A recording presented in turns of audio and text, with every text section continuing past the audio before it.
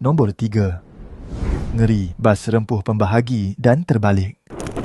Menurut sumber Malaysia kini, pada 13 Ogos 2007, sebuah bas ekspres super dalam perjalanan dari Johor Bahru ke Alor Star Kedah telah terbabas dan terbalik di kilometer 229, Lebuh Raya Utara Selatan berhampiran Bukit Gantang Perak, kira-kira pada jam 4.45 pagi. Pemandu dipercayai hilang kawalan ketika menuruni jalan berbukit.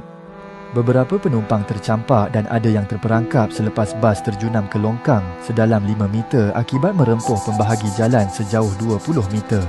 Seramai 20 penumpang maut termasuk pemandu bas Rohizan Abu Bakar yang berusia 38 tahun dan Syahril Effendi berusia 22 tahun yang meninggal di Hospital Taiping, Perak. Mangsa terdiri daripada warga Indonesia, Vietnam dan Nepal. 9 parah dirawat di ICU manakala seorang lelaki Nepal cedera ringan dan dibenarkan pulang. Operasi menyelamat melibatkan kren dan peralatan hidrolik bomber, manakala mangsa diberi rawatan awal sebelum dihantar ke Hospital Taiping, 20 km dari lokasi. Pihak polis dan Jabatan Pengangkutan Jalan masih menyiasat punca sebenar tragedi ini, termasuk kemungkinan kecuaian pemandu atau kegagalan mekanikal. Kes ini dianggap antara kemalangan bas paling buruk dalam sejarah negara, setanding dengan tragedi Genting Highlands tahun 2013 yang meragut 37 nyawa. Nombor 2. Jeritan terakhir di selekoh maut Cameron. Menerusi sumber Malaysia kini, pada 20 Disember 2010 jam 11.40 pagi, sebuah bas pelancongan 2 tingkat milik Sun Express Holiday yang membawa 37 individu termasuk 34 pelancong Thai dan 3 warga Malaysia iaitu pemandu, pembantu dan pemandu pelancong sedang menuruni Cameron Highlands menuju ke Kuala Lumpur telah terbabas. Menurut Timbalan Ketua Polis Perak, Datuk Zakaria Yusof, bas itu dipercayai hilang kawalan selepas gagal mengambil selekoh tajam. Ia melanggar pembahagi jalan lalu terbabas ke laluan bertentangan dan terbalik ke dalam longkang kira-kira 51 meter dari lokasi kemalangan. Seramai 22 mangsa maut di tempat kejadian, 4 lagi meninggal dalam perjalanan ke hospital.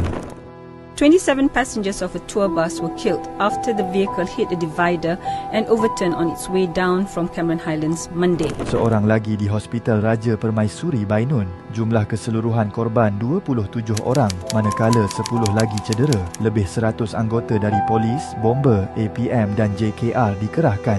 Operasi menyelamat dan mengangkat bas selesai lewat petang menyebabkan kesesakan lebih 5 kilometer.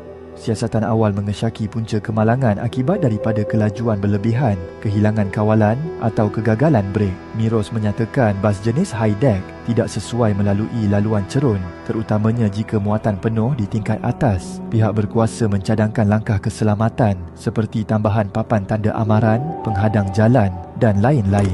Nombor 1. Tragedi berdarah di lereng Genting.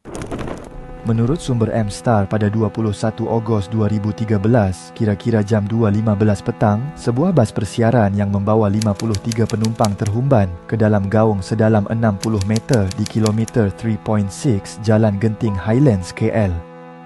Seramai 37 nyawa terkorban, manakala 16 lagi cedera parah menjadikannya kemalangan jalan raya paling maut dalam sejarah Malaysia.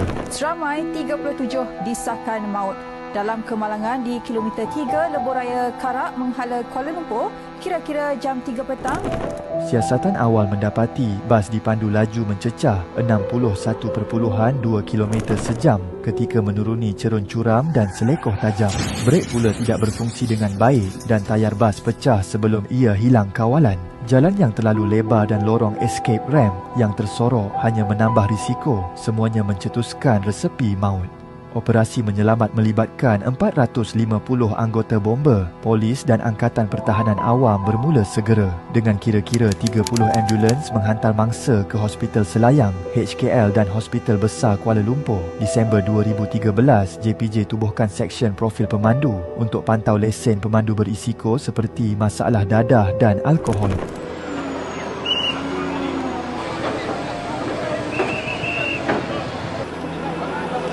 Lepas orang apa hal pun. Balik kecil lepas.